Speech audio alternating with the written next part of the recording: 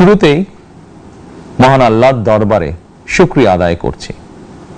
হাজারো শহীদের প্রাণের বিনিময়ে আমরা দেশ এবং জনগণের স্বাধীনতা, সার্বভৌমত্ব রক্ষা করতে পেরেছি। তাবেদার মুক্ত বাংলাদেশে জনগণের ভোটে জনগণের কাছে জবাবদিহিমূলক একটি নতুন সরকার যাত্রা শুরু করেছে। দেশে গণতন্ত্র এবং মানুষের অধিকার পুনঃপ্রতিষ্ঠার এই যাত্রা লগ্নে আমি দেশবাসীকে শুভেচ্ছা এবং আন্তরিক অভিনন্দন জানাই।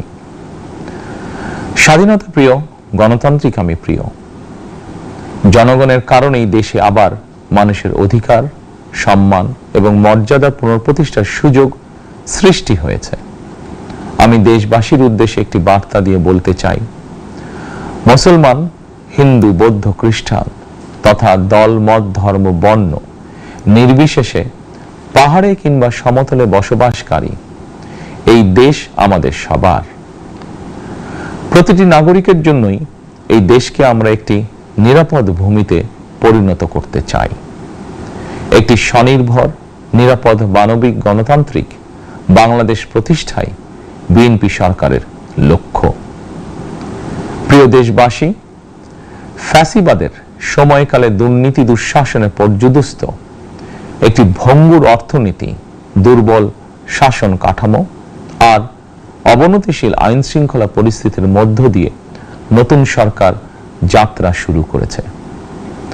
আইন শৃঙ্খলা পরিস্থিতির উন্নয়ন এবং কঠোরভাবে দুর্নীতি নিয়ন্ত্রণের মাধ্যমে জনগণের মনে শান্তি, নিরাপত্তা ফিরিয়ে আনাই হচ্ছে আমাদের সরকারের প্রধান অগ্রাধিকার। সারা দেশে জুয়া এবং মাদকের বিস্তারকেও বর্তমান সরকার আইন শৃঙ্খলা অবনতির অন্যতম কারণ বলে চিহ্নিত করেছে। সুতরাং জুয়া এবং মাদক নিয়ন্ত্রণে আইন শৃঙ্খলা বাহিনী সব রকমের কঠোর পদক্ষেপ গ্রহণ করছে। জনজীবনে শান্তি ও নিরাপত্তা নিশ্চিত করতে সরকার সর্বোচ্চ উদ্যোগ গ্রহণ করছে। দেশের প্রতিটি সাংবিধানিক এবং সরকারি বেসরকারি প্রতিষ্ঠান চলবে বিধিবদ্ধ নীতি নিয়মে। দলীয় কিংবা রাজনৈতিক প্রভাব, প্রতিপত্তি অথবা জোর জবরদস্তি নয়। আইনের শাসনই হবে রাষ্ট্র পরিচালনার শেষ কথা। প্রিয় দেশবাসী, আগামীকাল থেকে সারা দেশে শুরু হতে যাচ্ছে পবিত্র মাহে রমাদান। আমি দেশবাসীকে পবিত্র মাহে রমাদানের শুভেচ্ছা জানাই। রমাদান আত্মশুদ্ধির মাস। আমরা যদি আত্মশুদ্ধি শব্দটির মর্মার্থ উপলব্ধি করি, তাহলে এই মাসে মানুষের ভোগান্তি বাড়ার কথা নয়। যদিও আমাদের অনেকের মধ্যেই এই মাসটিকে ঘিরে ব্যবসায় অধিক মুনাফা লাভের প্রবণতা লক্ষণীয়। আপনাদের প্রতি আমার বিনীত আহ্বান, রমাদানের পবিত্রতা রক্ষার্থে এই মাসটিকে আপনারা ব্যবসা মুনাফা লাভের মাস হিসাবে পরিগণিত করবেন না। দ্রব্যমূল্য যাতে সাধারণ মানুষের নাগালের বাইরে না যায়, এ ব্যাপারে ব্যবসায়ীরা দয়া করে সতর্ক থাকবেন। হাজারো প্রাণের বিনিময়ে একটি মাফিয়া সিন্ডিকেটের পতন ঘটিয়ে রাষ্ট্র এবং সরকারের জনগণের অধিকার প্রতিষ্ঠার অঙ্গীকার নিয়েই আমরা রাষ্ট্র পরিচালনার দায়িত্ব গ্রহণ করেছি। বিএনপি সরকার সকল ক্ষেত্রে অনাচার অনিয়মের সকল সিন্ডিকেট ভেঙে দিতে বদ্ধপরিকর ইনশাআল্লাহ। ক্ষুদ্র, মাঝারি কিংবা ছোট বড় সকল ব্যবসায়ীদের প্রতি বর্তমান সরকারের দৃষ্টিভঙ্গি সহজ এবং স্পষ্ট।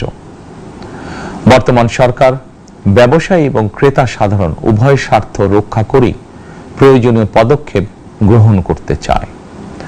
সুতরাং সরকারের পক্ষ থেকে কি ধরনের উদ্যোগ গ্রহণ করলে বাজার পরিস্থিতি নিয়ন্ত্রণে থাকবে কিংবা ক্রেতা বিক্রেতা উভয়েরই স্বার্থ রক্ষা হবে, এ ব্যাপারে আপনাদের যে কোনো ধরনের পরামর্শ কিংবা অভিযোগ শুনতে সরকার প্রস্তুত।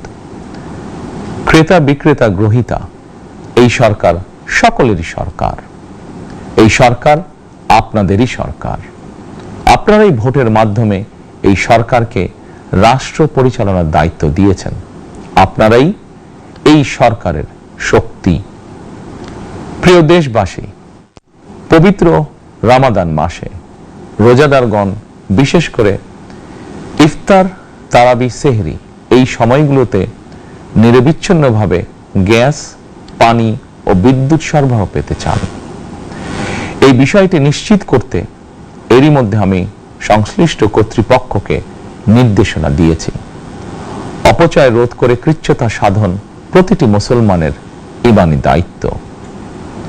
অফিস আদালতে বিনা প্রয়োজনে কিংবা প্রয়োজনের অতিরিক্ত গ্যাস, বিদ্যুৎ, পানি খরচের ব্যাপারে সচেতনতা অবলম্বন করাও ইবাদতেরই অংশ বলেই আমি মনে করি। দেশের সকল সরকারি, বেসরকারি কর্মকর্তা, কর্মচারী এবং জনসাধারণের প্রতি কৃচ্ছ্রতা সাধনের আহ্বান জানানোর আগে স্যার, কদিন ধরে কোমরে ব্যথা।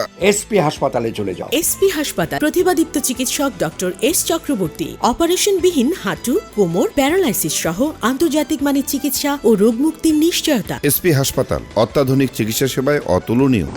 আমি সরকারের মন্ত্রী এবং বিএনপি সংসদ সদস্যদেরকে দিয়েই একটি দৃষ্টান্ত স্থাপন করতে চেয়েছি। বিএনপি সংসদীয় দলের প্রথম সভাতেই আমরা সিদ্ধান্ত নিয়েছি, বিএনপি থেকে নির্বাচিত কোনো সংসদ সদস্য সরকারি সুবিধা নিয়ে ট্যাক্স ফ্রি গাড়ি আমদানি করবেন না এবং প্লট সুবিধাও নেবেন না।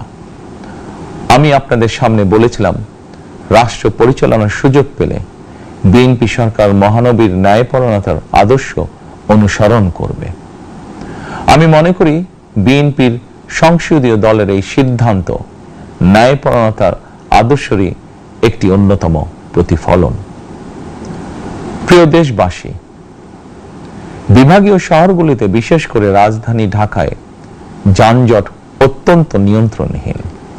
হাটে, মাঠে, ঘাটে, অফিস আদালতে জনগণের ভোগান্তির শেষ নেই।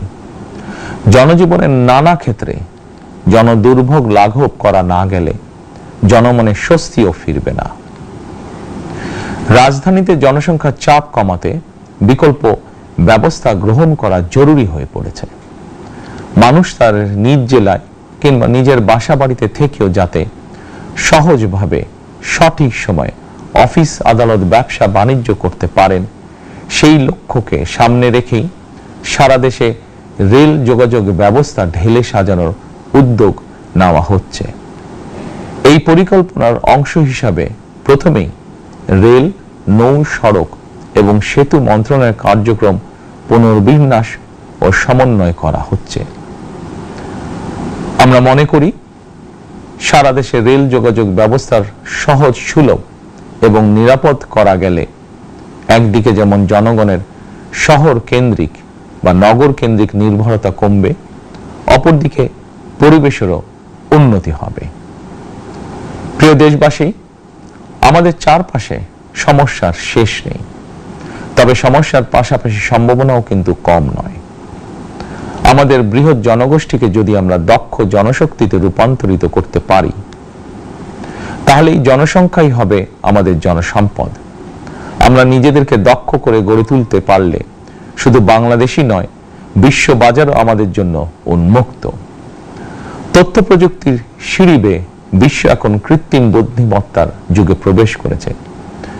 প্রযুক্তির এই প্রতিযোগিতামূলক বিশ্বে সম্মান এবং স্বচ্ছতার সঙ্গে টিকে থাকতে হলে আমাদেরকে কোনো না কোনো একটি বিষয় বা কাজে পারদর্শী হতে হবে। দেশের কোটি কোটি শিক্ষার্থী এবং তরুণ যুবশক্তির উদ্দেশ্যে বলতে চাই, মেধায়, জ্ঞানে, বিজ্ঞানে নিজেদেরকে যোগ্য করে গড়ে তোলার জন্য যত রকমের সহযোগিতা দেওয়া যায়, সব রকমের সহযোগিতা দিতে বর্তমান সরকার প্রস্তুত। কর্মসংস্থান এবং কর্ম পরিবেশ নিশ্চিত করার সুনির্দিষ্ট অঙ্গীকার নিয়ে বর্তমান সরকার যাত্রা শুরু করেছে। প্রিয় দেশবাসী, দীর্ঘ 18 বছর পর দেশে ফিরে গত বছর 25শে ডিসেম্বর আমি বলেছিলাম, দেশ এবং জনগণের জন্য আই হ্যাভ এ প্ল্যান। 12ই ফেব্রুয়ারি জাতীয় নির্বাচনের আগে দেশের বিভিন্ন স্থানে ঘুরে আমার প্ল্যান পরিকল্পনার অনেক কিছু আমি আপনাদের সামনে তুলে ধরেছিলাম। আপনারা স্বাধীনতার ঘোষকের প্রতিষ্ঠিত দল বিএনপিকে ভোট দিয়ে রাষ্ট্র পরিচালনার দায়িত্ব দিয়েছেন, সকল পরিকল্পনা বাস্তবায়নের সুযোগ দিয়েছেন। এখন এই সুযোগকে কাজে লাগিয়ে সকল অঙ্গীকার পূরণ করার দায়িত্ব বিএনপি সরকারের। আমরা আমাদের পরিকল্পনা এবং প্রতিশ্রুতি বাস্তবায়নের কাজ শুরু করে দিয়েছি ইনশাআল্লাহ। অঙ্গীকার পূরণের এই যাত্রা পথে আমরা ভবিষ্যতের দিনগুলোতেও আপনাদের অব্যাহত সমর্থন প্রত্যাশা করি। প্রিয় দেশবাসী, সরকার প্রধান হিসাবে আমি দেশবাসীর উদ্দেশ্যে একটি বিষয়ে প্রতি দৃষ্টি আকর্ষণ করে বলতে চাই। নবগঠিত সরকার গঠনের সুযোগ দিতে যারা বিএনপিকে ভোট দিয়েছেন কিংবা দেননি অথবা কাউকেই ভোট দেননি, এই সরকারের প্রতি আপনাদের সবার সমান অধিকার।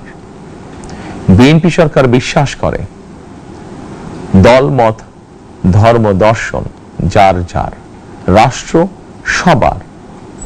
এই দেশে এই রাষ্ট্রে একজন বাংলাদেশী হিসাবে আপনার আমার আমাদের প্রতিটি বাংলাদেশী নাগরিকের অধিকার সমান। প্রিয় দেশবাসী, আল্লাহ আমাদের সবাইকে নিরাপদ এবং সুস্থ রাখুন। আল্লাহ আমাদের সকলকে ইতিবাচক পরিকল্পনাগুলো বাস্তবায়নের তৌফিক দিন। পবিত্র রমাদান মাস শুরুর শুভ লগ্নে আল্লাহর দরবারে এই নিবেদন রেখে আমার বক্তব্য শেষ করছি। আল্লাহ হাফেজ। বাংলাদেশ জিন্দাবাদ।